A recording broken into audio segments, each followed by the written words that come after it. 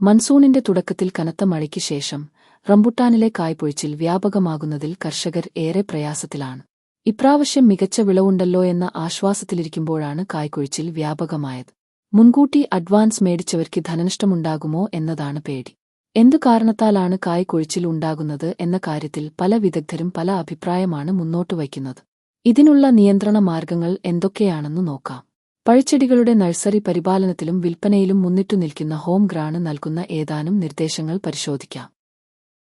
നിയന്ത്രണ മാർഗങ്ങൾ. മണ്ണിന്റെ pH. നില നിയന്ത്രണത്തിനായി ഡോളോമൈറ്റ് പ്രയോഗം. തുടർച്ചയായ മഴ മൂലം മാറ്റം വരുന്ന മണ്ണിലെ അമത്തിന്റെയും ക്ഷാരത്തിന്റെയും നില ക്രമമാക്കുന്നതിനായി മരത്തിന്റെ പ്രായവും വലിപ്പവും കണക്കാക്കി ഡോളോമൈറ്റ് പ്രയോഗിക്കുക. 3 മുതൽ 10 വർഷം വരെ പ്രായമായ മരങ്ങൾക്ക് 500 ഗ്രാം മുതൽ 2 കിലോഗ്രാം വരെ ഡോളോമൈറ്റ് വിതറിക്കൊടുക്കണം.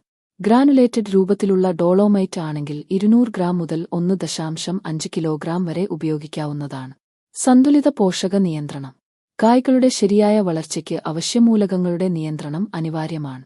പൊട്ടാസ്യം, കാൽസ്യം കൂടാതെ സൂക്ഷ്മമൂലകങ്ങൾ എന്നിവയുടെ കുറവ് കായ്കളുടെ വളർച്ചക്കുറവിനും കായ്പൊഴിച്ചിലിനും കാരണമാകുന്നു.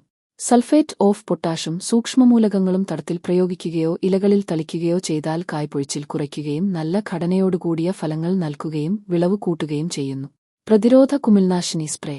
കായ്പൊഴിച്ചിൽ ഉള്ളപ്പോൾ സാഫ് അല്ലെങ്കിൽ അവതാർ 2 ഗ്രാം 1 ലിറ്റർ വെള്ളത്തിൽ എന്ന അളവിൽ തളിച്ചു കൊടുക്കുക.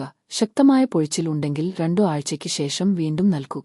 ഒരു മരത്തിലെ ഏതാനും കായ്കൾക്ക് ചെറിയ നിറമാറ്റമുണ്ടായ ശേഷം വെറ്റബിൾ സൾഫർ 2 ഗ്രാം 1 ലിറ്റർ വെള്ളത്തിൽ എന്ന തോതിൽ തളിച്ചു കൊടുക്കുക. വിളവെടുപ്പിന് 20 ദിവസം മുമ്പുവരെ 7 ദിവസത്തിന്റെ ഇടവേളകളിൽ വെറ്റബിൾ സൾഫർ നൽകാവുന്നതാണ്. ഇത് അന്തരീക്ഷ ഈർപ്പം കൂടുതൽ ഉണ്ടാകുന്ന സമയങ്ങളിൽ കുമിൾ ആക്രമണം മൂലം ഉണ്ടാകുന്ന കായ്പൊഴിച്ചിൽ കുറയ്ക്കും.